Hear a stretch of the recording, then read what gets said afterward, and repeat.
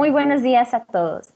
La Universidad del Valle de México les da la más cordial bienvenida al segundo día del Virtual Fashion Meeting, espacio realizado para estudiantes de la licenciatura de Moda e Industria del Vestido en UVM, con el fin de generar un vínculo de conocimientos, inspiraciones e ideas de la industria de la moda. A lo largo de estos 4 días contaremos con conferencias, un panel de egresados y como evento magistral la presentación de los Fashion Films creados por los estudiantes de octavo semestre de los campus Lomas Verdes, Mérida, Querétaro, Tlalpan, Puebla, Monterrey y Villahermosa, en representación de las materias del taller de alta moda y diseño de colecciones. El día de hoy iniciamos con nuestra primera conferencia del día titulada Moda en el Arte. Les comparto que al final de la conferencia contaremos con un espacio de preguntas y respuestas, por lo que esperamos sus comentarios y sus dudas en el chat. Aprovecho para invitarlos a realizar su registro de asistencia en la liga que también podrán encontrar en el chat más adelante. Antes de presentarles a nuestro ponente, me permito leer un poco de su extracto. Es licenciado en Licenciatura Dramática y Teatro por la Universidad Autónoma de México, licenciado en Diseño de la Moda por la Universidad Realista de México. Es gestor cultural por la Benemérita Universidad Autónoma de Puebla, diplomado en diversos tópicos del arte con énfasis en el arte mexicano por el Museo Amparo. También conocido como Amancio Orta en el ámbito teatral. Su trabajo ha sido reconocido en muestras internacionales, nacionales y estatales del teatro, donde ha sido 6 veces ganador al mejor actor y 6 veces al mejor director de teatro. Merecedor de premios como el mejor director en el 17º Concurso Nacional de Teatro en San Luis Potosí, el Foro de la Plata y la presea al mérito escénico en el segundo Festival Internacional del Teatro Héctor Azar. También fue director de la compañía titular de teatro del Complejo Cultural Universitario. Ha dirigido a la Compañía Nacional de Teatro del Movimiento Antorcha Campesina y a la Compañía de Teatro del Estado de Puebla. Es miembro fundador de diferentes compañías, grupos e instituciones escénicas. Actualmente es director y actor de la Compañía de Teatro Independiente del Nuevo Novo y de Teatro Fila. Miembro fundador de la Compañía del Estado de Puebla y de la compañía titular del Teatro del Complejo Cultural Universitario de la UAP, en el cual fungió también como director, en la que permaneció durante más de 7 años y medio. Ha sido tutor y asesor de las becas FONCA, CONACULTA, PACMIC y también ha sido parte del Consejo Consultivo del Teatro del Estado de Puebla. De igual manera, es activo ponente en congresos internacionales y nacionales, mesas redondas y ciclos de conferencias, colaborador y crítico del teatro en varios programas de radio y televisión. Sin más, recibimos con una cálida bienvenida a Amancio Ortega. Adelante. ¿Qué tal? Buenos días. Primero quiero preguntar si se me escucha bien para así empezar a hablar. ¿Sí se oye? Sí, adelante. Perfecto. Es que yo lo oigo con muy bajo volumen, pero bueno, este, al fin y al cabo el que va a estar hablando soy yo. ¿Qué tal? Muy buenos días. Este, pues primero que nada agradecer a la universidad que se haya tomado la deferencia de hacerme esta invitación para estar platicando con ustedes durante un lapso corto y que espero que se les haga aún más corto. La historia, las anécdotas, la cuestión de la moda que siempre ha sido fascinante desde el inicio de la humanidad, nos va a llevar a un mundo donde vamos a recrear con la imaginación todo lo que les voy a ir platicando y que seguramente ya lo saben, es solamente un breve recordatorio. ¿Y qué tiene que ver la moda en el arte? Tiene que ver muchísimo, porque a través de la moda podemos expresar también no solamente el estado de ánimo, los sentimientos también, el estatus económico, podemos mostrar en qué época estamos, en qué periodo de mes se está presentando alguna película, obra de teatro o alguna imagen, una pintura. Entonces, bueno, a través de la moda nos damos cuenta si el pintor incluso estaba trabajándola en un claroscuro, en la luz, en el día, en un exterior, en la Edad Media, por ejemplo, en un interior para que no lo vieran, etcétera, que ahorita lo comentaremos. Entonces, a través de todo esto nos damos un claro conocimiento de lo que es la historia de la moda en el arte y de la importancia que este ha tenido. Bien.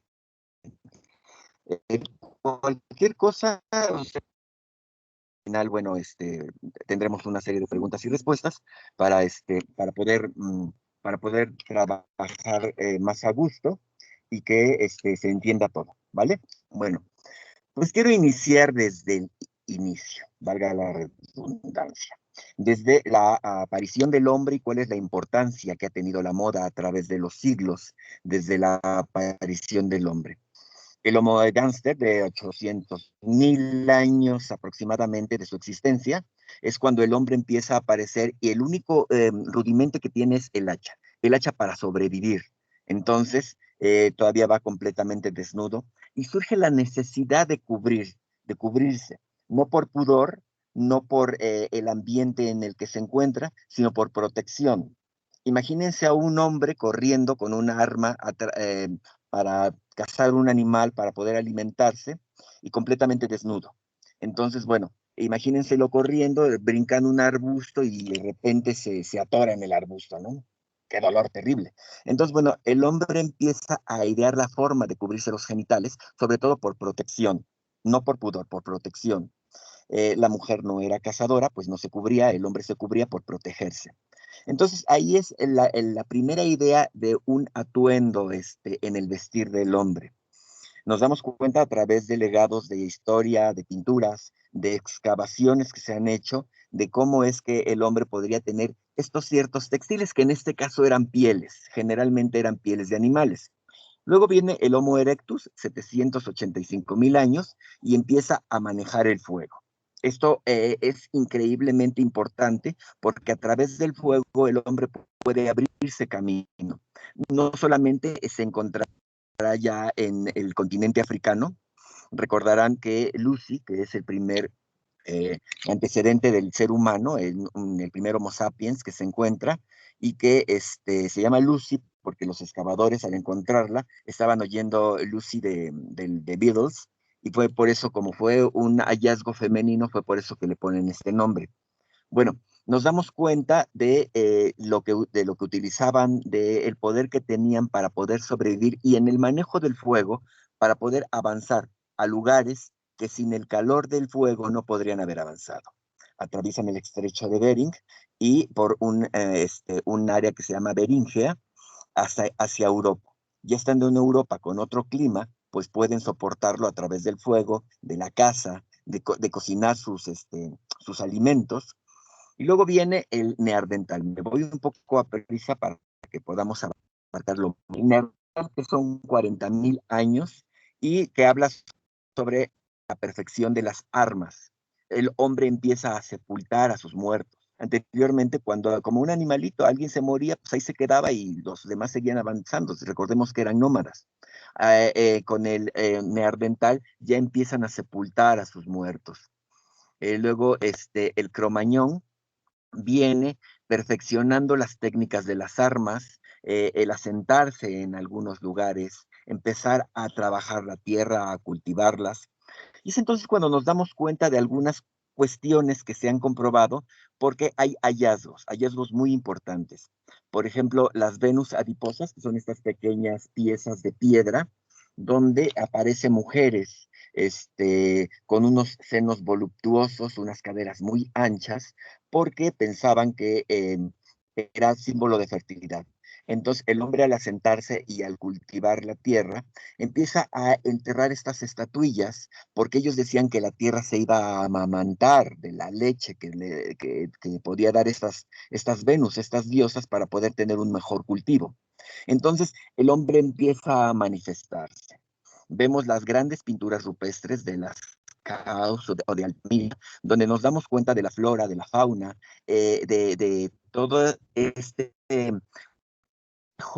que tenía a su alrededor en cuanto a animales, en cuanto a plantas. Vemos una serie de animales, ciervos, bisontes, algunos de otros más grandes, algunos felinos, y nos damos cuenta de la gama que están utilizando, del gran colorido que tienen en su alrededor en estas cavernas. Nos damos cuenta de verdes, rojos, naranjas, azules, amarillos, negros, blancos. Entonces nosotros decimos, ¿de dónde sacan estos pigmentos? Ojo, porque posteriormente tendrán mucho que ver también con la vestimenta del hombre. Acá no estamos hablando sobre el arte en la vestimenta, sino sobre la protección, sobre el cuidado de un hombre por el hombre mismo. Eh, la, digamos que la historia de la moda se divide en dos. En la historia del vestido, que es la necesidad de vestirse para sobrevivir, y la historia de la moda, que es la necesidad de lucir mi poder económico, para lucirme a mí mismo con lo que tengo para que la gente me vea. Entonces, la historia del vestido, y después viene la historia de la moda. La historia de la moda es muy reciente porque viene hasta el siglo XIX. Y estamos ahorita hablando de antes de nuestra era, antes de Cristo, digamos. Bien, entonces estaba hablando sobre las pinturas rupestres. Y este gran colorido que tienen, ¿de dónde sacaban esto? Mucha gente me dice que, por ejemplo, en cuanto a los colores, pues del extracto de algunas plantas podría a simple vista parecer cierto esto, pero no lo es. Son minerales, son pinturas minerales, pinturas extraídas de algunas cuevas, de algunas excavaciones, a veces incluso a flor de tierra. Estos minerales, al oxidarse, dan una pigmentación muy específica. ¿Sí? El hierro da una oxidación rojiza, como color ocre. ¿Quién no se ha manchado con óxido de algún metal? Y eso podría servir muy bien de tinte. La pirita se oxida en verde, la malaquita se oxida en azul, el azufre se oxida en amarillo. Entonces, bueno, estos pigmentos minerales son los que se utilizaban. El blanco, que es la cal, tal como la conocemos, o el negro, el carbón. Entonces, esta variedad de pinturas se utilizaban para pintar estas cavernas, y que hubiera una gran policromía, que aún hoy día podemos observar. Si fueran algunos pigmentos naturales de plantas y todo esto, en la actualidad, por el tiempo que ha pasado, ya no existirían. Sin embargo, están como si los hubieran pintado hace muy poco. Nos damos cuenta incluso de la mano del artista que hizo esto, porque en muchas de esas pinturas hay huellas de la mano completa del artista que había pintado. De algún modo se había pensado que se limpiaban la mano al final y dejaban como su marca, como si fuera su firma, digamos, ¿no? También se ha visto que en algunas ocasiones la intervención no ha sido solamente de una persona, sino de varias. Bien, ahí aparece el descubrimiento de algo muy importante, que es el cortapisa de la moda, que es la aguja. Al aparecer la aguja, empieza la idea de cubrirse el cuerpo, sobre todo cuando ya están avanzando hacia lugares que ya no son tan calurosos, tienen la necesidad de cubrirse con pieles. Entonces, la aguja les sirve para unir estas pieles y poder confeccionarse algunos atuendos. Muy sencillos, desde luego. Estas agujas, ¿de qué son? Bueno, pues de huesos de animales, de espinas de pescado, se las ingenian para confeccionar sus trajes y poder así seguir avanzando. Actualmente eso lo vemos como arte. En su momento preciso, pues no era arte, sino simplemente era una necesidad. Actualmente, con los hallazgos que se han hecho, bueno, esto está considerado como una de las cualidades artísticas del hombre más importantes del mundo a través de los tiempos. Si han ido a este tipo de lugares, a estas cuevas, que además en México también tenemos, no como las de Altamira o de las Taos, pero también tenemos y también hay una gran policromía en cuanto a la pigmentación de las ruinas que podría haber en México. Hay mucho, pues, que se me oye un poco cortado, pero bueno, no sabría cómo componerle acá, perdón. No me tocó la era de la computación en la uni, estoy casi entrando por primera vez en estos afanes, algunos tal vez les pase lo mismo a partir de la pandemia, pero bueno, vamos saliendo poco a poco. Les decía que en cuanto a arte, se refiere actualmente a estos lugares que se han convertido desde luego en museos. En México hay lugares de este tipo, en La Pintada, en Baja California Norte. Estamos también con muchos otros lugares, por ejemplo, en Puebla, por la zona de Cuetzalan, de Zacapuazla, por esos lugares, hay algunos lugares donde se pueden apreciar este tipo de pinturas también sin ir más lejos. Bueno, luego seguimos avanzando y todo esto es durante la edad de piedra.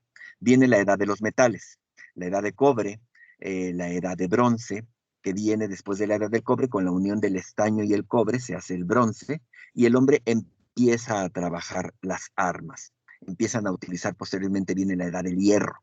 El hombre ya empieza a utilizar los metales a su favor, a utilizarlos para hacer armas principalmente, para tener una mayor producción dentro de lo que son sus cosechas, dentro de lo que es su modus vivendi. Entonces, bueno, esta edad de los metales hace que el hombre avance y vaya asentándose y creando grandes culturas.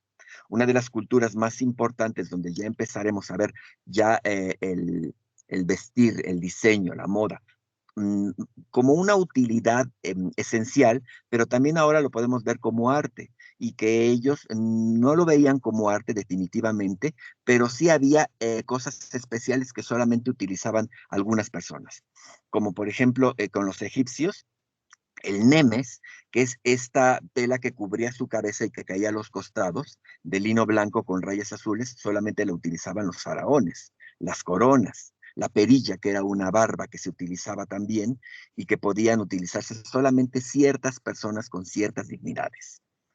La piel blanquísima de los faraones debido a la no combinación de las sangres, recuerden que se casaban entre ellos mismos, bueno, la piel era muy delgada, muy blanca, no se asoleaban a pesar de vivir en climas muy fuertes, siempre iban cubiertos, siempre cuando salían había alguien con un pallium, una tela que les cubría para no estar expuestos al sol.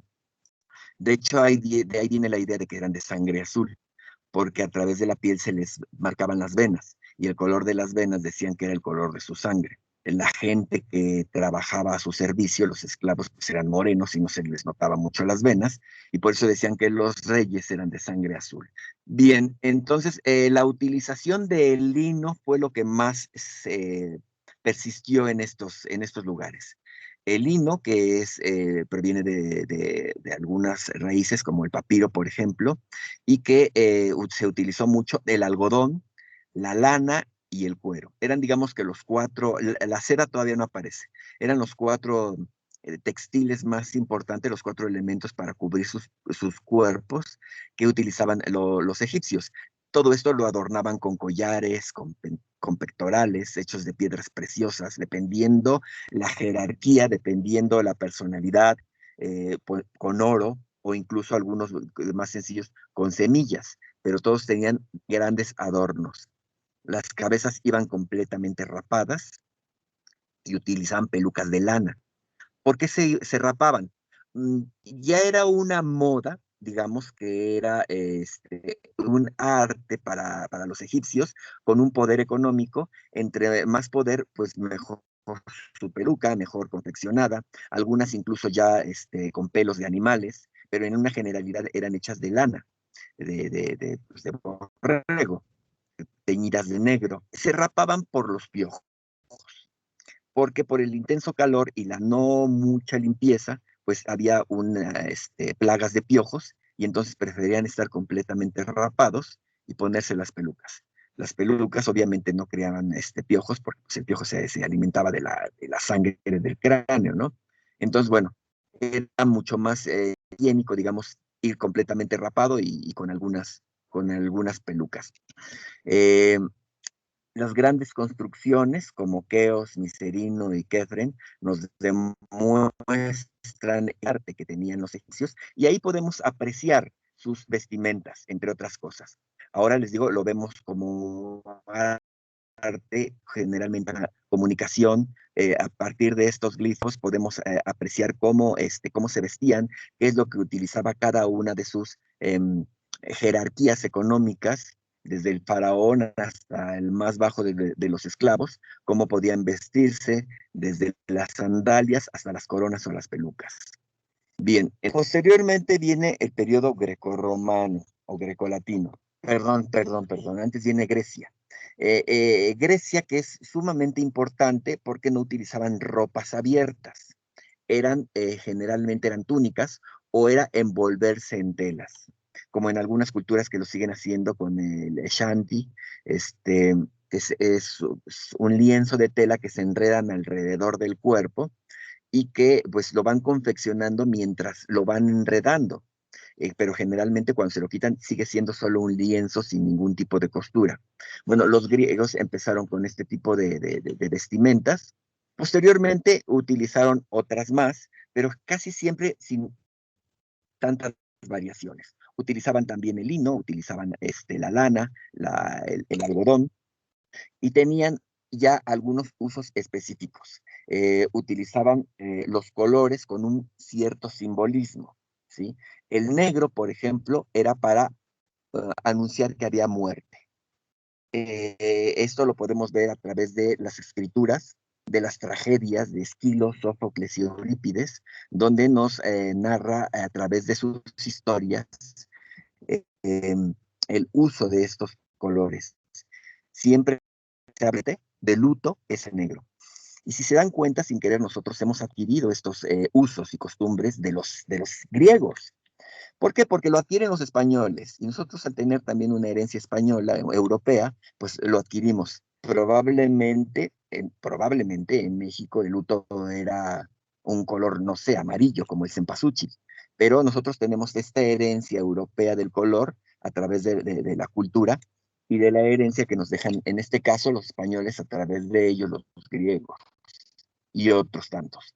Entonces nosotros seguimos utilizando el negro como el negro. Oímos que alguien fallece y lo primero que pensamos es en el, o sea, eh, vamos al velorio de fulano de tal. Oye, pero ¿qué me pongo? No tengo nada negro. O deja cambiar y te alcanzo. Inmediatamente pensamos en un color. Así como otros países piensan lo mismo, pero en otros colores. En Japón utilizan el blanco como luto, en la India el amarillo o en algunas regiones el rojo. Yo no me veo en México pensando que me voy a poner una camisa roja porque voy a un luto. Y no tendría nada en particular, puesto que sería completamente normal. El negro lo utilizamos como un símbolo de heredado, perdón. Bueno, otro color muy importante, utilizaban 4 colores con un simbolismo. Uno era el negro, el otro era el blanco que lo utilizaban para sus dioses. Un dios va vestido de blanco. Por lo general, si en una historia, en una obra, etcétera, aparece un dios, saldrá vestido de blanco. Nosotros, en México, seguimos utilizando el blanco con el mismo simbolismo. El blanco que utilizaban los griegos era la pureza de un dios. Nosotros seguimos utilizándolo para los vestidos de novias, para los trajes de primera comunión, etcétera, ¿no? Bautizos, en fin. Es un color que le damos un simbolismo. ¿Por qué no vestir niño para su primera comunión de azul o de morado, etcétera, ¿no? No, de blanco porque es la pureza. ¿Quién dice que el blanco es la pureza? Los griegos, y los griegos nos lo heredan, entonces nosotros lo pensamos y lo decimos también. Son colores que tienen un significado. Otro de los cuatro colores es el púrpura. Este color púrpura morado que lo utilizaban para eh, simbolizar la realeza. Si salía un rey, iba vestido siempre de púrpura para simbolizar que tenía poder. El morado era un color caro, solamente lo utilizaba muy poca gente. En Grecia utilizaban todos los colores, desde luego. Cuatro tenían un simbolismo, pero utilizaban todos los colores. Y quien iba de morado es porque seguramente tenía dinero, porque es un color que costaba adquirirlo. En México, en las costas de Oaxaca, por ejemplo, se sigue extrayendo todavía del caracol púrpura panza pátula o en una exudación, una baba que da este caracol y que al mordentarla con sal, pues nos da un color desde lila hasta morado oscuro, dependiendo de la cantidad que se le ponga, y que en México también se utilizaba como un símbolo de poder por el costo que tenía adquirirlo. Bien, entonces este color que se sigue utilizando en algunos lugares, por ejemplo, en la iglesia cristiana, en la iglesia católica, siguen utilizando el morado como un símbolo de poder, un símbolo de rey, de Cristo, que es un rey, entonces lo visten de morado. En Semana Santa el color es blanco y el César entonces, seguimos utilizando y dándole un uso y costumbre a un color. Y el cuarto color es el beige, que es el color que utilizaba el pueblo. ¿Por qué? Porque era más bien tela sin teñir. No había dinero para los colores, para teñir las telas, entonces pues iban sin color. Y era el color que utilizaba el pueblo, el color crudo. Digamos que estos eran los cuatro colores importantes para poder representar eh, un estatus económico, social, político de un poder. Los griegos, como les decía, llevaban repas cubiertas y entre ellas están el chitón, el limatión, las clamides, dependiendo el uso o el poder ponérselas, ¿no? Cómo se las ponían y quién llegaba a utilizar qué y cada cosa o para qué o para participar en qué cuestiones. Teñirlo tenía también una serie de complicaciones porque solamente podían teñir dependiendo su estatus social económico. Esto sucedió durante muchísimo tiempo, incluso hasta el Renacimiento, que no podías vestirte de quien no eras. Tu estatus social lo marcaba la ropa y así te tenías que vestir, como tuvieras. No podías ponerte algo a lo que no pertenecieras. No podías vestirte de emperador, por ejemplo, porque pues te mandaban fusilar porque no era tu estatus. Tú tenías que vestirte como te correspondía. Que además, si era muy pobre, pues tampoco es que tuviera el poder para poder vestirse como quisiera. Luego viene el periodo grecorromano o grecolatino, cuando los romanos llegan a conquistar toda la cuenca del Mediterráneo, entre ellos Grecia.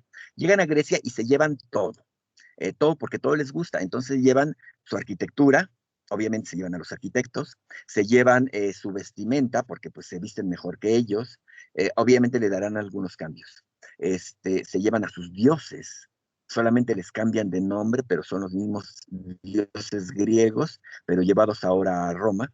Su política, que la política griega es mucho más importante que la romana, también se la roban y también se la llevan a Grecia. Se llevan a sus escultores, a sus pintores, a sus artistas, a sus dramaturgos. Se llevan todo esto para trabajar en Grecia. Por primera vez va a existir ahora eh, eh, la censura en Grecia, perdón, en Roma, porque los griegos ya tenían una amplitud del conocimiento y de la expresión, se expresaban como querían. Viene Aristófanes en este caso, donde implementa la comedia y en la cual hablará pestes del gobierno, de los dioses, la incredulidad de los dioses.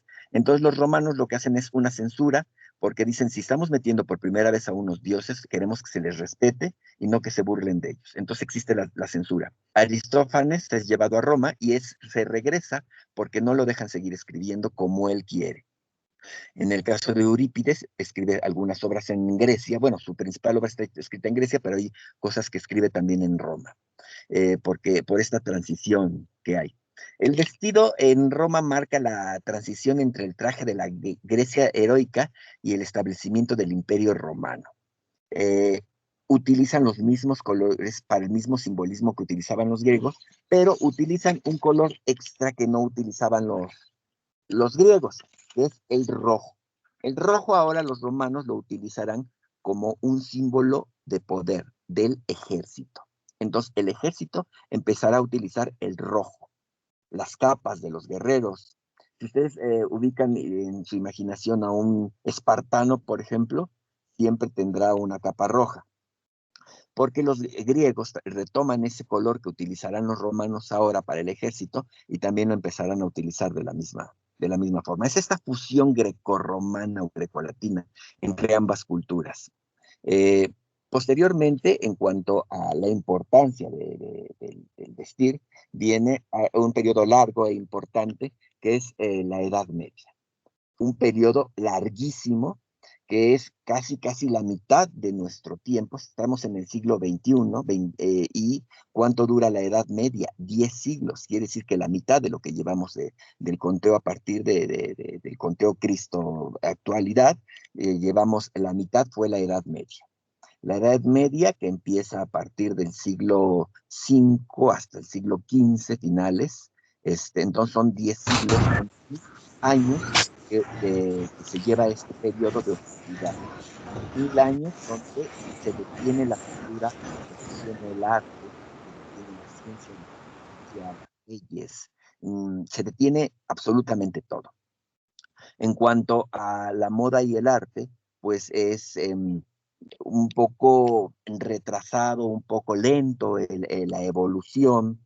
Bizancio, que es la capital del mundo en estos momentos, que posteriormente se convertirá en Estambul, actual Turquía, cuenta con 3 periodos de evolución, digamos. El primer periodo, que es el periodo universal, el segundo, que es el periodo del Imperio Romano Helénico, y el tercero, el periodo del Imperio dividido. En estos 3 periodos hay cambios muy relativos, siguen utilizando túnicas, las túnicas simplemente las van adornando de diferentes formas, eh, las van bordando, empiezan a haber bordados, anteriormente eran pinturas, se teñían los textiles o se pintaban con algunas grecas, algunas figuras. En la Edad Media se empezarán a bordar piedras preciosas, oro, dependiendo el estatus económico de la persona. Y aparece el pantalón. Este pantalón bajo la túnica o copta, que se le llama, y que llega de Alejandría, se empezará a utilizar para que haya un aditamento especial debajo de esta túnica, que entonces ya podrá ir abierta y que por debajo se cubrirá obviamente con el pantalón. Este, estos periodos van evolucionando el vestir muy lentamente y también las artes en general. Si nos damos cuenta, toda la pintura de este periodo está como con fondos oscuros. ¿Por qué? Porque la gente pintaba dentro de sus casas y en plena oscuridad, si acaso con la luz de una vela, pintaban en sus sótanos, pintaban en lugares ocultos donde nadie los viera, porque tenían miedo de que, no sé, de que el vecino los viera pintando y los delatara y fueran a parar a la Inquisición y se les acusara de herejía. Entonces todas estas obras, una vez terminadas, se ocultaban o incluso algunas se destruían. Por ejemplo, en el caso de pintura hay mucha pintura, hay un buen número de escultura, pero por ejemplo de escritura hay poco. Obras de teatro solamente en 1000 años hay 3. Si tomamos en cuenta que en Grecia conocemos más de 50 obras griegas, de Roma otro tanto igual, y de la Edad Media, que fueron 1000 años, solamente conocemos 3 obras. Pues se llama Farsa de Maese Patelán, Abraham e Isaac y El Auto de los Reyes Magos. Solamente. Se dividía el arte en milagros, misterios y farsas. Y de esta forma nos podemos dar cuenta también cómo iba vestida la gente. A partir de este periodo, bueno, desde los griegos y los romanos, desde los egipcios, nos damos cuenta cómo ha sido la evolución del arte en la ropa a través de las pinturas.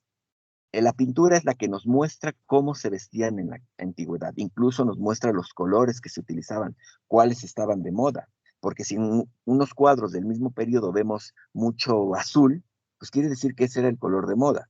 Ustedes saben que actualmente nos regimos por colores de tendencia. El color que está de moda en cada año es el que va rigiendo una tendencia en la actualidad. Bueno, pues siempre fue igual. En algunas ocasiones se ha pensado que fue inconsciente, pero siempre fue lo mismo. Entonces empiezan a crear algunas prendas importantes dentro de la Edad Media, como el pallium. El pallium, que es una pieza rectangular, solamente es un rectángulo con una abertura por donde se pasa la cabeza, cosido a los costados, y es un rectángulo, que es el pallium. Este, es, es, crean el Scaramagnium, que es de origen chino, que ya lleva algunas costuras extras, que ya lleva mangas, ya es un tanto diferente y también tiene muchos bordados. Pero sobre todo la toga bizantina que es completamente recamada. Algunas togas que se han encontrado de este periodo pesan más de 20, 30 kilos, que no me causa tanta extrañeza, porque si ustedes se dan cuenta, un vestido bordado con Swarovski, con piedras, en la actualidad, también pesa bastante. He visto, y probablemente haya además, he visto vestidos de 10, de 12 kilos, y me imagino, desde luego, que hay todavía muchísimo más pesados. Bueno, pues la toga bizantina es el origen de todos estos vestidos, donde se recamaba completamente en oro y piedras preciosas para el uso y el poder, obviamente, de la gente que estuviera al mando de estas grandes ciudades. Bien, en este periodo es cuando por primera vez entra la seda. Teodora, esposa del emperador Justiniano, manda 2 monjes a China como misioneros. Entonces, al regreso, los monjes en sus bastones de bambú introducen, porque estaba penado con la muerte, sacar el origen de la seda, o sea, los gusanos de seda, era penado con la muerte. Y la seda solamente se vendía en el extranjero a altas cifras. Entonces, Teodora quiere crear estos gusanos en Bizancio, y manda 2 monjes que dentro de sus bastones de bambú meten gusanos y morera, que es la hoja con la que se alimentan. Entonces plantan morera en Bizancio y empiezan a crear gusanos, gusanos de seda. Es por primera vez después de China donde empiezan a fabricar seda no natural de China. Recuerden que incluso había una ruta de la seda por donde era transportada la seda que llegaban de China a varias partes del mundo. Bueno, en Bizancio ya habrá seda propia fabricada allá, gracias a Teodora, que de algún modo se roba la receta para que puedan hacerla en Bizancio. Hay un periodo dentro de la Edad Media muy importante, un periodo grande, o sea, abarca toda la Edad Media casi, del siglo XII al XV, que es el periodo del gótico, ¿sí? Estas grandes construcciones que dentro del arte, digamos que es lo único que avanza en realidad, el gótico. La moda en el arte que ha surgido a través pues, desde el inicio de la humanidad y en específico ahora, en, en, es que antes que se me olvidó estaba apuntando algo. Bien, en específico en el gótico les decía, la moda tiene también que ver en el arte gótico. ¿Por qué? El gótico se divide en 3 periodos, que es el primitivo o lancelado, el radiante o de la plenitud, y en la decadencia o flamígero. Estos 3 periodos nos muestran las construcciones, los grandes vitrales, el gran colorido, y eso se ve reflejado en las túnicas. Por ejemplo, una toga bizantina que les digo que iba completamente rebordada, semejaba los vitrales de algún templo gótico. Por ejemplo, del primer periodo tenemos Notre Dame, con esos grandes rosetones de cristal. Bueno, eso daba mucha idea también para, para poder crear la ropa que se utilizaba dentro de este periodo y, y poder expresar también el arte a través de la moda dentro del arte gótico en este caso. Nosotros ahora, por ejemplo, vemos, hubo un periodo no muy lejano, muy reciente, sobre los góticos, que utilizaban los colores, negro, morado, estas grandes maquillajes, un poco casi como vampiros, etcétera. Bueno, todo esto, el gótico viene más que nada, bueno, de este periodo y por las construcciones que se utilizaban, que se hacían, construcciones que hoy día persisten por la robustez con la que están hechas y que podemos apreciar y que es el arte más importante de este periodo, pues casi en toda Europa. Ojo, en México no hay arte gótico, porque el gótico termina en el 15 y en México empezamos a partir de finales del 15, principios del 16 con la llegada de los españoles, entonces ya no nos toca ese periodo. E incluso en España hubo un cuarto periodo que quisieron llamar gótico, que es el arte Gaudí, pero no entra dentro del periódico, es Gaudí. Antonio Gaudí fabrica, bueno, construye grandes edificios, casas, iglesias, está la Sagrada Familia como la prueba más alta del Gaudí, y que él pretendía que fuera un cuarto periodo del gótico. No lo es, no es gótico, es otro tipo de arte. Y en México tenemos algunas reminiscencias de copias, como la Catedral de Guadalajara o de San Miguel de Allende en Guanajuato. Ahora tenemos la medalla milagrosa, que es como una cuestión que quiso parecerse, pero que no tiene nada que ver con el gótico, sino es una copia, una reminiscencia de este arte. Algunas copias que quieren asemejar algunas construcciones de Europa, pero bueno, ya no pertenecen a ese periodo, puesto que no fueron construidas durante este tiempo. Posteriormente viene el Renacimiento. Bueno, antes del Renacimiento les decía, no solamente es la arquitectura, no solamente es la pintura, la ropa, también es la escultura, también son muchas cosas. Nos damos cuenta, por ejemplo, es que esto es muy importante, por eso se los quería comentar, sobre la vestimenta. Nosotros conocemos en la fe cristiana católica un Cristo crucificado, desnudo, con un pallium, con un eh, taparrabo, digamos, ¿no?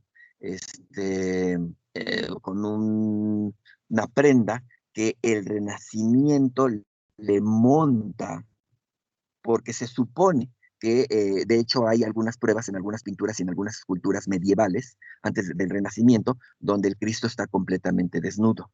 ¿Sí? El pudor, el hombre que quiere cubrir algunas cosas, lo que hace es ponerle, cubrirle para que no se vea supuestamente indecoroso, indecente, pero la idea principal no era que no se vieran de cubrirle, la idea principal era que se mostraba un Cristo desnudo. ¿Por qué? Algunos me han dicho para cubrir la vergüenza, para exponer para humillar. En parte sí, pero más que nada era para mostrar que se estaba crucificando judío, un circuncidado, ¿sí? Entonces, por eso es que se le crucifica desnudo. Hay muchas teorías posteriores donde nos muestran que no, que tenía un lienzo que lo cubre, perdón, es que se me falta el nombre, ¿cómo se llama esto? Donde podría de algún modo ser más presentable ante las iglesias y ante todo esto. Ustedes saben qué pasó con Da Vinci cuando, perdón, con Miguel Ángel, cuando pinta el juicio final, que llega un papa y le pone trapos a todos los personajes para que no se vean desnudos, pero ese cuadro estaba lleno completamente de desnudos que posteriormente tapan. Lo mismo hacen con un Cristo crucificado. Bien, dentro de este periodo hay dos cuestiones muy importantes, ya que me metí un poco con, con la religión de guerra, la armadura. La armadura que aparece también en la Edad Media es de suma importancia dentro de, el arte en la moda, puesto que es una presentación. ¿Cómo va a ir vestido el rey, el monarca, el general que lleva tropas, y con base en eso todos los demás llevarán una armadura similar o de menor categoría. Desde poner un jubón, que es el traje que va debajo, como digamos, mameluco, que se ponen, que es un jubón, que generalmente está hecho de algodón, pero bueno, podría ir de otros materiales, pero generalmente es de algodón o de lana. Este jubón lleva ya encima la armadura. Lleva una cota de malla antes de la armadura. La cota es como chaleco, como traje a veces completo, a veces chaleco de red, de piedras de acero, de metal, para poder detener la entrada de algunas lanzas, de algunas flechas, y que no lastimara el cuerpo de la persona que lleva encima de la cota de malla la armadura. La pura cota de malla pesaba entre 11 y 14 kilos, imagínense nada más. Y luego la armadura. La armadura que se compone de un espaldar eh, y una faldilla, peto y un barbote, que es lo que va en el cuello, el brazal, que es la hombrera, el codal, que es lo que puede flexionar el brazo, que va en el codo desde luego, y el antebrazal, que es lo posterior que cubre, digamos, la parte el cúbito y el radio, una manopla y las piernas, un quijote, que es lo que cubre el muslo, una rodillera, que es lo que cubrirá posteriormente la, pues la rodilla, desde luego, una greva, que es lo que lleva en la espinilla, el escape, que es lo que va sobre el zapato, el acicate, que es una especie de espuela. Digamos, eh, ¿me veo? ¿Sí me veo? Es que de repente entró una Sí, sí llamada, se ve. porque no estoy en mi casa, estoy utilizando el teléfono, perdón. Entonces, este tipo de cuestiones que pasan a veces. Bueno, entonces todo esto iba acompañado de toda la armadura que lleva este hombre, y que por eso incluso los ayudaban a subir a los caballos, porque se volvían pesadísimos. Y todavía aparte el casco, o sea, el yelmo, que es el casco y el portapenachos. Generalmente algunas espadas o algunos penachos, algunos cascos llevan penacho, que muchas veces eran de la crin de caballos, algunas veces son de plumas, otras veces son de tela. ¿Esto para qué servía? De algún modo servía como limpiaparabrisas, porque si había sangre o algo, esto lo absorbe y no deja que caiga sobre la cara la sangre. En el caso de la flecha o la lanza, por ejemplo, llevan de repente un pequeño fleco, porque igual ahí se le tiene la sangre y no hace resbaladiza la lanza. Todo tiene un porqué, un para qué. El casco, entonces, aparte lleva una visera para poder ver que se puede subir o bajar, una barbera que va pues, en la barbilla del casco. Imagínense todo esto, poder ponérselo, que obviamente necesitaría ayuda, luego poder caminar y luego poder pelear con todo esto. Este, Bien, hay otros implementos ya que también pueden llevar la espada, la lanza, el escudo, etcétera, etcétera, que puede llevar una armadura y que la hace pues casi imposible en la actualidad de manejar. Estamos hablando de que seguramente eran cuerpos muy robustos, muy grandes, que podían soportar todo esto para poder todavía, aparte de traerlo puesto, para poder pelear. Llevaban una heráldica, o sea, a qué familia, a qué país, a qué rey pertenecían, y que si había o no unión de lazos de sangre, si había familiaridad entre esto. La heráldica era muy necesaria. Nosotros nos damos cuenta ahora con los símbolos heráldicos de las familias, de los apellidos de las familias. Esto también entra mucho dentro de lo que podría ser en este caso la moda en el arte, en este caso en el arte militar, en el arte de la guerra, para poder reconocerse también. Y bueno, hay también algunos símbolos en los colores. El amarillo siempre era oro, la plata el blanco. Algunos implementos iban en azul, en negro, por ejemplo, un sable, una familia que utilizaba sables iba de negro, el sinople u olivo iban de verde, En fin, utilizaban algunos colores también como simbolismos. Nosotros, por ejemplo, nos damos cuenta en el escudo de España simplemente que tiene cuatro familias, cuatro símbolos, que es una torre, un león rampante, unas barras y una flor de lis, que nos están diciendo que son los reinos unidos de Castilla, Navarra, León y Aragón. Entonces, bueno, todo esto se utilizaba, generalmente llevaban una cruz en el frente de sus vestimentas en guerras, porque recuerden que supuestamente eran conquistas por, por la cruz de la época de las cruzadas. En cuanto a la iglesia, también es importantísimo porque la iglesia tiene la mayor moda en el arte desde el inicio de la iglesia. Los atuendos más importantes y relevantes en la iglesia eran las albas. El alba es esta túnica que va debajo de toda la vestimenta, que generalmente es una túnica blanca llamada alba, del latín blanco, que una de las prendas antiguas de la indumentaria litúrgica más antigua y que se sigue utilizando durante todo esto, ¿no?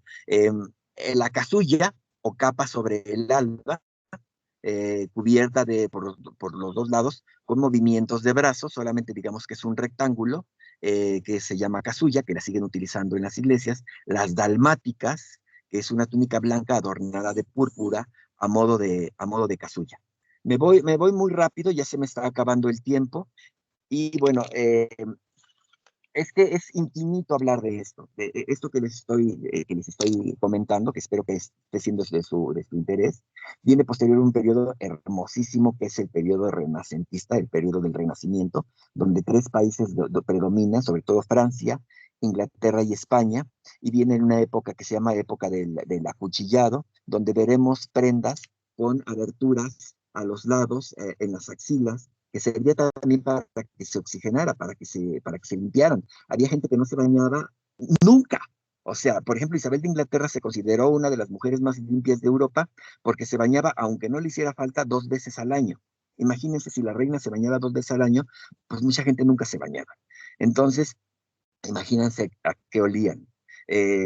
La utilización del ramo de novia, ¿para qué era? Para disimular los olores, más que nada. Entonces, todo este tipo de cosas que es tan interesante hablar de ellas y tan entretenido, que sería otro tema, ¿no? Digamos que me estoy quedando pues, casi a la mitad, en casi una hora, y pues sería interminable y sería una cuestión de irnos pues explicando ya más detalladamente todo este paso de la moda en el arte. Recordemos que podemos ver y consultar a través de todo lo que les estoy diciendo y mucho más, a través de las pinturas, digo, de enciclopedias y demás, pero a través de las pinturas nos damos cuenta cómo vestían y qué eran los atuendos que necesitaban para determinadas cosas. Llegan Montauro Nicandal, por ejemplo, que se hacen llamar los leones de la moda, porque son los primeros que empiezan a poner su firma en la ropa que hacen para los reyes. Hay en la actualidad algunas prendas de ellos donde están sus firmas bordadas, que es el antecedente a las firmas actuales que podemos conocer de las ropas. Isabel de Inglaterra, que por ejemplo muere sin estrenar más de 200 vestidos y sabemos que se estrenaba un vestido diario y que además tenía alguien que se los pusiera antes que ella porque en alguna ocasión trataron de envenenarla a través de los vestidos. En fin, hay muchas cosas que podemos comentar, pero la moda en el arte siempre ha existido y sobre todo a través, les decía yo, mucho a través de la pintura, mucho a través del cine, del teatro, de la danza, nos podemos dar cuenta cómo el arte tiene mucho que ver dentro de lo que es la moda, las tendencias. A partir del siglo XIX viene ya la necesidad de la historia de la moda, no del vestido, donde ya se hará una utilización de la vanidad del ser humano por vestirse, con los trajes de pulmonía, con la llegada de la bella época, con el Art Nouveau, con el Art Deco, con la moda de los 60s, de los 70s, la llegada de la minifalda, etcétera, etcétera.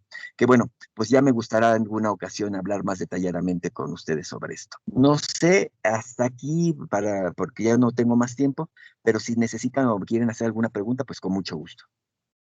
Claro que sí, muchísimas gracias, Amancio, por compartir pues parte de tu conocimiento con nosotros. Aprovecho para recordarles a todos nuestros asistentes que ya contamos con una liga de registro en el chat para que puedan hacer este proceso.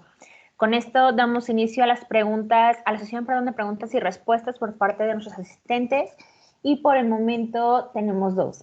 La primera es por parte de Gloria y dice: hola, ¿qué película puede recomendarnos a los alumnos para complementar?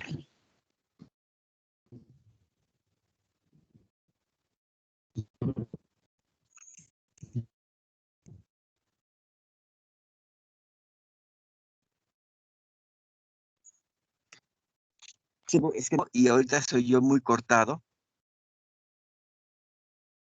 Ok, se la repito. Por favor, es Una que no pregunta por parte escucho. de Gloria. ¿Qué película puede recomendar para los alumnos para complementar? Mira, hay muchas películas, ¿no? Si nos vamos desde el inicio, por ejemplo, estamos viendo a los griegos, digo, en cuanto a la moda, te recomiendo mucho que vean, son películas comerciales muy bonitas, pero que te reflejan mucho la moda. En cuanto a los griegos, por ejemplo, puedes ver Gladiador. Vemos toda la espectacularidad de los gladiadores, pero también la moda de las grandes casas. Eh, Nos podemos ir en el México prehispánico, por ejemplo, les recomiendo muchísimo la película de Apocalipto, que aunque tiene algunas fallas históricas, como la llegada de los españoles a Yucatán, pero en cuanto a la moda, en cuanto a los accesorios, la pintura, los peinados, está excelentemente bien documentada. Posteriormente, si nos vamos a la Edad Media, vean, por ejemplo, Corazón de Caballero. Es una película muy bonita y se ve la gran variedad de moda que existe durante ese periodo. En el Renacimiento pueden ver Shakespeare in Love, que es una de mis películas favoritas, o Shakespeare Apasionado, donde nos damos cuenta de toda la riqueza cultural, económica, política, social en el Renacimiento. Vemos una reina Isabel con diferentes trajes binarios en la cual podemos darnos cuenta de la importancia que tenía la moda en esa época. Luego viene, ya más adelante podemos ver, por ejemplo, el Gran Gatsby para ver principios del siglo XIX, Mi Bella Dama, Desayunando en Tiffany, que son películas que se basan muchísimo, muchísimo en la moda. Son películas que son imperdibles. Yo les decía a mis alumnos de diseño de modas que tendrían que ir acumulando su propio acervo literario, todos los libros que puedan comprar, y también hacer una filmoteca, películas que les vayan mostrando cómo está vestido, en qué periodo, porque por lo general las películas se documentan muchísimo para hacer este tipo de estudios. ¿Sí? ¿Algo más? Ok, sí, tocando el tema de los libros, ¿algún título en específico que nos recomiende? Tengo varios. Si quieren, se los paso después a su maestro. eh, eh, para tenerlos. Probablemente incluso estén en la biblioteca de la universidad, y si no, bueno, pues conseguirlos, porque son varios y pues, se los puedo pasar a la bibliografía, se la paso al maestro después si quiere. Perfecto, muchísimas gracias. Continuamos con la siguiente pregunta. ¿Cómo podemos ver actualmente el arte en la moda? ¿Cree que todavía existe esta influencia en la moda juvenil? Desde luego que sí. Siempre hay cuestiones del arte en la moda contemporánea.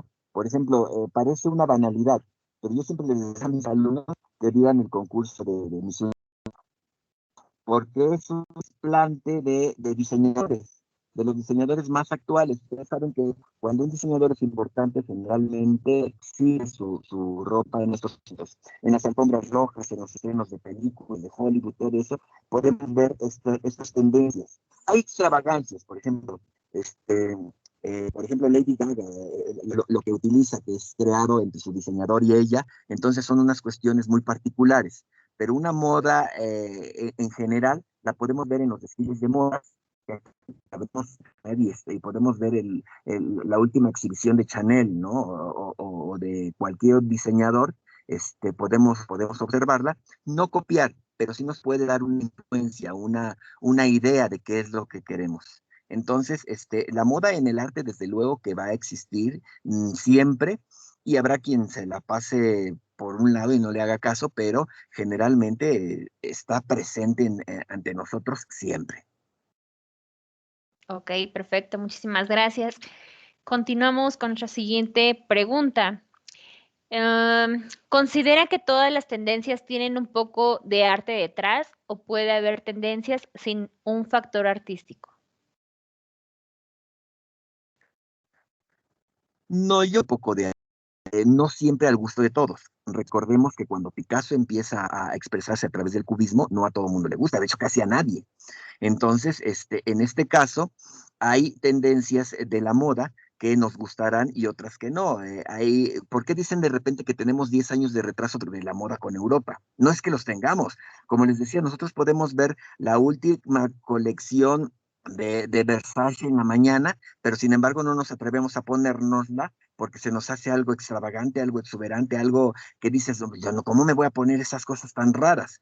Cuando ya pasaron determinados años, a veces, empieza uno a agarrarles el gusto y a ponerse moda ya pasada, porque hasta estos momentos ya me está gustando. Entonces, bueno, es mucho cuestión de cada persona ver hasta dónde está la influencia de la moda en el arte y qué realmente me atrapa o no. Siempre es muy interesante la opinión de cada quien y es muy respetable que te guste algo clásico, algo contemporáneo o algo innovador. Y como diseñador, bueno, pues debes saber cuál es tu tendencia, debes saber cómo te vas a ir, si por lo nuevo o por lo clásico, o una fusión entre ambas, pero siempre es importante que propongan. Ok, perfecto, muchísimas gracias. Y por último, ¿algún consejo para estudiantes de moda sobre la importancia de estudiar la historia? Claro, primero que nada que estén apasionados, que estén enamorados de su carrera y de ahí va a ser lo más fascinante que hagan en la vida. Van a estar sin trabajar toda la vida porque el trabajo que se hace con arte, con ganas, no es trabajo. Y me consta que mucha gente se entrega a su quehacer, en este caso del diseño de modas, de una forma que le fascina estar trabajando casi 24 horas al día porque es lo que le apasiona. Este, sí, la cuestión perdón, maestro, de repente por estar hablando de otras cosas, ¿qué era la pregunta? ¿Algún consejo que le dé a nuestros estudiantes para, sobre todo para recalcar la importancia de la historia de la moda? Ah, claro.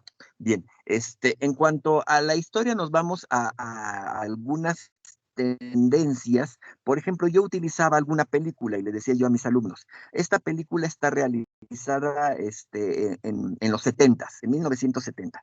Vamos a trasladarla al siglo XVI o viceversa. Vamos a ver esta película y ahora moda setentera. Entonces, bueno, la historia nos da un archivo de documentos en el cual podemos hacer uso de estos y pues siempre es importante, siempre es fascinante que el maestro te lleve de la mano en las cuestiones históricas para que no te aburra, para que te guste. Yo siempre les digo, bueno, si algo no se está entendiendo, por favor interrúmpamelo y se los explico con manzanas, pero debe quedar perfectamente entendido. Y el alumno se va a enamorar de lo que está haciendo. Entonces, sí es muy importante, sí es muy recomendable la historia a través de la moda en el arte. Les decía, retomar, por ejemplo, la bella época. ¿Qué puedo sacar de la bella época, pero para hacer un traje contemporáneo? ¿Cómo puedo estilizarlo? Basado en un traje de pulmonía, pero en esta época. ¿Qué estilización puedo darle? Y entonces, obviamente que me tengo que ir a la historia y obviamente que me va a funcionar. Perdón, el maestro Gerardo quería preguntar algo, creo. Así es, maestro Gerardo, si gusta activar su micrófono.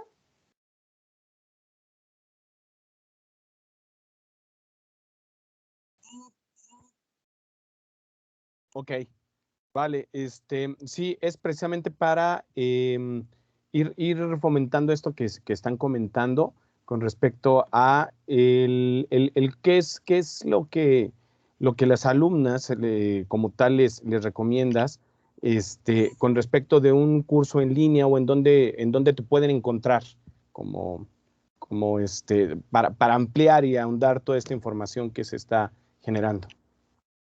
Claro, pues mira, en línea pueden encontrarme como Amancio Horta en Facebook y en Instagram. Y cualquier cosa, bueno, pues yo puedo comentarles, resolverles, platicar. Y otra, bueno, pues igual, un día, ya nada más que se establezca lo de la sanitización de las escuelas y esta pandemia y todo esto, pues igual me gustaría de repente un día ir a visitarlos y platicar más ampliamente un día con ustedes. Pero pues estoy para servirle en mis redes, que son estas. Muchas gracias, maestros. Les recuerdo a todos nuestros asistentes que ya contamos con una liga de registro en el chat para que por favor nos apoyen con este proceso. Para cerrar con este evento, me permito ceder la palabra nuevamente al maestro Gerardo Rojas Pérez, docente de asignatura de Campus Puebla, quien nos compartirá unas palabras de cierre. Adelante, maestro. Gracias.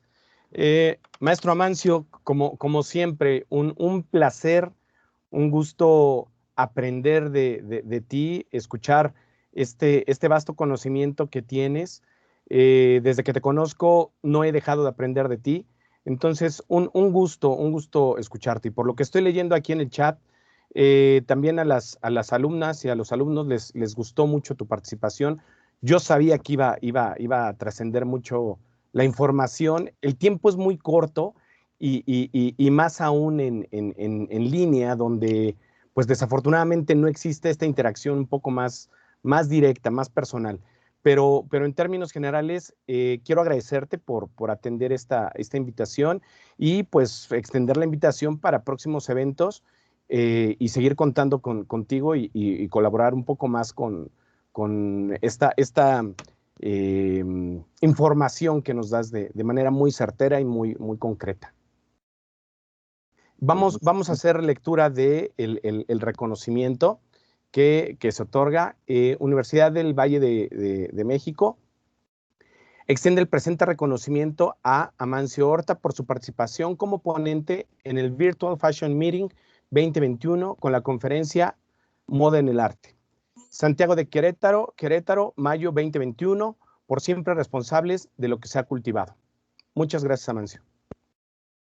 Muchísimas gracias a ustedes, a la Universidad por la deferencia de la invitación, a todos los participantes, a los alumnos, me están mandando muchas felicitaciones, se los agradezco muchísimo. Y bueno, pues me encantará estar con ustedes. Perfecto, muchas gracias. Muchas gracias, maestros. A nombre de nuestra universidad, les agradecemos a cada uno de ustedes por su participación y su tiempo en esta conferencia. Estimados asistentes, es así como damos por finalizada la conferencia Moda en el Arte y los esperamos a las 12 horas con la conferencia Diseño de Exhibiciones por Ana González Delgado. Universidad del Valle de México, por siempre responsable de lo que se ha cultivado. Muy buen día a todos. Gracias.